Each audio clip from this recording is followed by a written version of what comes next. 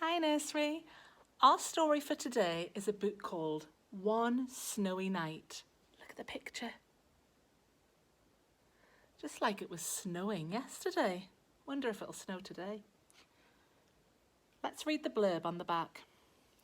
Percy the park keeper always feeds the animals in the park where he lives. But one cold winter's night, Percy discovers that his little friends need more than food and he must find a way to help them. I wonder how he'll help them, Nursery. Can you tell your adult what you think might happen? One snowy night. Welcome to Percy's Park. Percy the park keeper works hard looking after the park and his animal friends who live there. But Percy still likes to find time for some fun and games. And of course, in Percy's Park, there's always time for a story. It's cold in the park in winter, but Percy the park keeper doesn't mind. He puts on his warm coat and his big scarf and wears 2 pairs of woolly socks inside his Wellington boots. Percy likes to be out in the fresh air. In the middle of the park there is a little hut. This is where Percy lives. When it gets too cold to be outside, Percy goes into his hut where it's cosy and warm. The animals who live in the park all know Percy's hut. Every day he shares his lunch with them. One winter's night it was so cold it began to snow. Great big snowflakes fell past the window of Percy's hut. "Brr," said Percy. "I think I'll need an extra blanket tonight." He made himself some hot cocoa and got ready for bed. Suddenly, Percy heard a tapping sound. There was somebody at the door. "Now who can that be at this time of night?" thought Percy. He went to the door and looked out.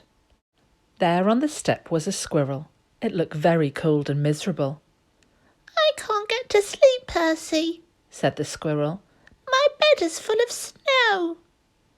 "Oh dear," said Percy. "Never mind, I've got plenty of room for 2.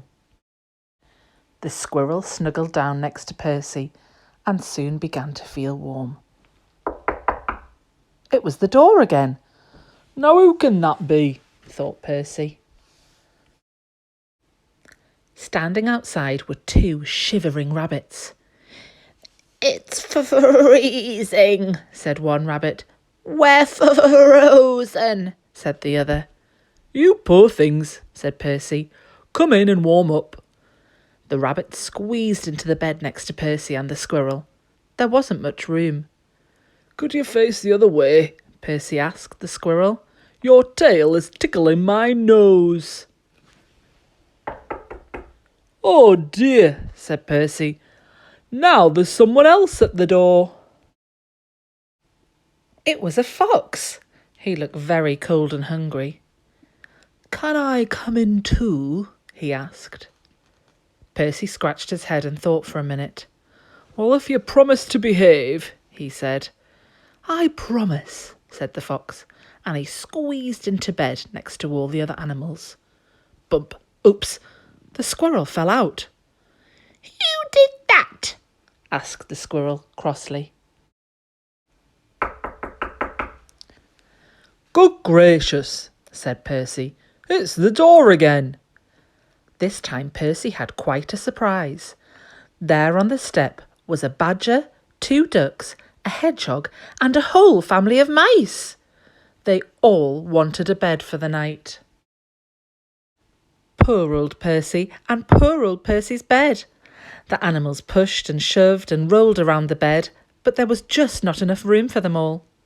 Soon the bed covers ended up in a big, tight ball. Then bump! The covers rolled right off the bed and everybody fell onto the floor. "Oh dear," said Percy. "This won't do at all. My bed is just too small." Suddenly one of the mice pricked up his ears. "What's that noise?" he squeaked. Everyone listened hard. Now they could all hear it. There was a scratching, scraping sound. It seemed to be coming from underneath them. "There's something moving under the floor," whispered Percy. The animals looked frightened and the mice all started to squeak at once. Oh dear, What can it be? It might be a monster with fierce claws, sharp teeth. The noise grew louder and louder. Then one of the floorboards began to move. look out, it's coming up through the floor. Suddenly there was a loud creak. Help! Cried the animals, and they all ran to hide. But Percy wasn't frightened. He started to chuckle. Then he laughed out loud. A small, dark head was sticking up through the floorboards. This isn't a monster, said Percy. It's a mole. I'm sorry to burst in like this, Said the mole. I knocked on the door, but nobody heard me. Percy helped the mole up through the hole in the floor, sat him on his hot water bottle to get warm, and put the floorboard back. It's all right, everyone, he called. You can come out now. But nobody moved. Nobody stirred. Nobody wanted to come out. The squirrel was tucked away in the pocket of Percy's dressing gown. The hedgehog was in his coat. The fox, the rabbit, the badger, and the ducks were all safely hidden away. The mice had even squeezed themselves into Percy's slippers. Everyone had found a cosy bed.